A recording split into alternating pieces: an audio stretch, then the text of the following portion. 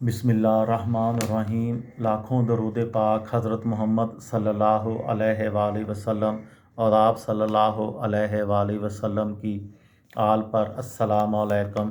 میرا نام افتخار احمد ہے اور آپ میرا یوٹیوب چینل نالج دیکھ رہے ہیں۔ امریکہ کے سلسلے میں میں نے ایک سیریز شروع کی ہے، اس سلسلے میں امریکہ کی تاریخ کے متعلق جو ہے وہ میں آپ کی خدمت میں ویڈیوز پیش کر رہا ہوں۔ آج کی ویڈیو کا عنوان ہے یورپی نو آبادیاں۔ آج تک سب سے پہلا بندہ جس نے امریکہ کی سرزمین پر باہر سے آ کر قدم رکھا وہ کرسٹوفر کولمبس ہے، جس نے 19 نومبر 1493 کو ریو ڈی جینیرو میں اپنے دوسرے بحری سفر کے دوران سفر کیا تھا۔ سان جوان، جو امریکہ کی سرزمین پر پہلی یورپی نو آبادی تھی، 8 اگست 1508 میں جوان پونسی ڈی لائن نے قائم کی۔ جوان پونسی ڈی لائن تاریخ کا پہلا یورپی بنا جس نے براعظم امریکہ میں فلوریڈا کے ساحل پر 12 اپریل 1513 کو قدم رکھا۔ فلوریڈا ابتدائی یورپی نو آبادیوں کا مرکز بنی، جن میں پینساکولا، فورٹ کیرولائن اور سینٹ آگسٹائن شامل ہے۔ سینٹ آگسٹائن وہ واحد آبادی ہے جو اپنے قیام سے لے کر اب تک مسلسل آباد رہی ہے۔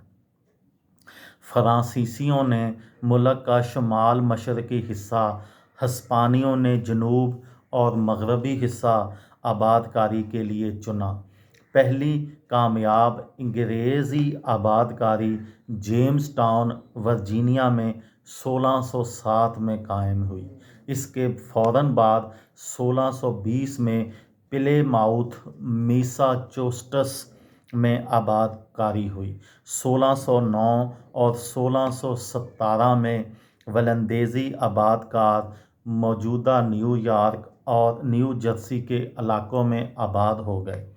17ویں اور 18ویں صدی کے اوائل میں انگلینڈ، جو بعد ازاں عظیم برطانیہ بنا، نے ولندیزی کالونیوں پر قبضہ کر کے یا تو انہیں ختم کر کے یا تقسیم کر کے نو آبادیاں بنائیں۔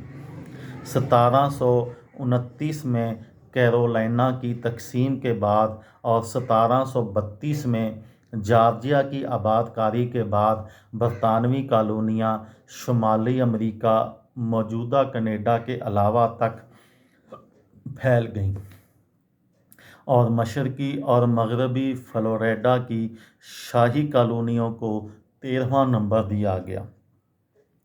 بیشتر اصلی امریکی مار دیے گئے یا پھر دوسرے علاقوں کو چلے گئے۔ یہ تھی میری آج کی ویڈیو۔ کسی دوست کو، کسی بھائی کو، کسی بہن کو فائدہ ہو تو مجھے دعاؤں میں یاد رکھیے گا۔ دل دل پاکستان، جان جان پاکستان۔ السلام علیکم۔